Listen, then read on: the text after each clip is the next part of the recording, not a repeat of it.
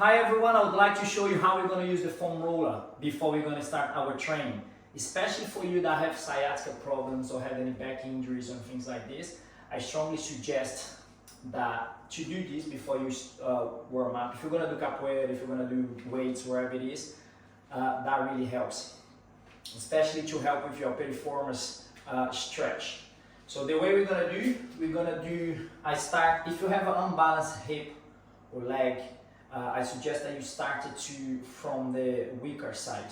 So in my case, my left side is tighter and weaker than my right side. So I'm going to do 2 for 1. So I'm going to do start it on the left, go right, and then left. That's 1 round. So I suggest 2 to 3 rounds. I'm going to, because we're going to do more stuff, I'm going to say 2 for now. If you have more time, add 1 more. Only going to benefit you from it. I'm going to go to the edge.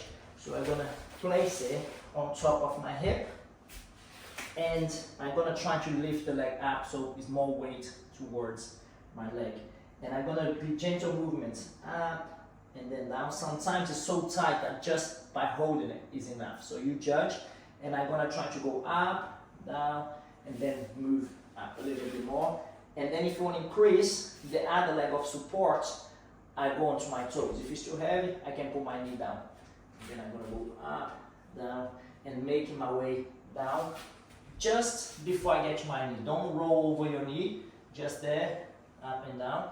And then I'm going to turn to the side and make gentle movements all the way back, up, roll, and I keep doing this, nice and gentle, slow as possible, all the way I get to my hip. This is the area that's quite painful as well, but it's important for us to loosen up there. And then I'm going to make all my way back to the same position that I started. There.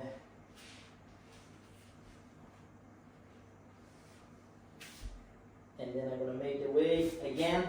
The more I try to take the weight off my other leg, you maximize the benefits of it. We're going to try to roll 1 minute on each leg. So you time it. Of course, at the beginning, you see how long, but the more you do this, you know how much you stay on the area. But if there is an area that's quite tight, I stay long on that area. But there are these gentle movements in and out. Start on the weaker side, go to the normal side, and then weaker side again, so you balance our body out.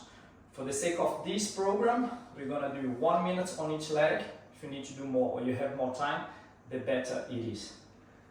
And then we're going to do 2 rounds. If you can do 3, even better. But around 6 minutes of stretch. And then you're going to move on to our more dynamic stretch. So this is what we're going to do next.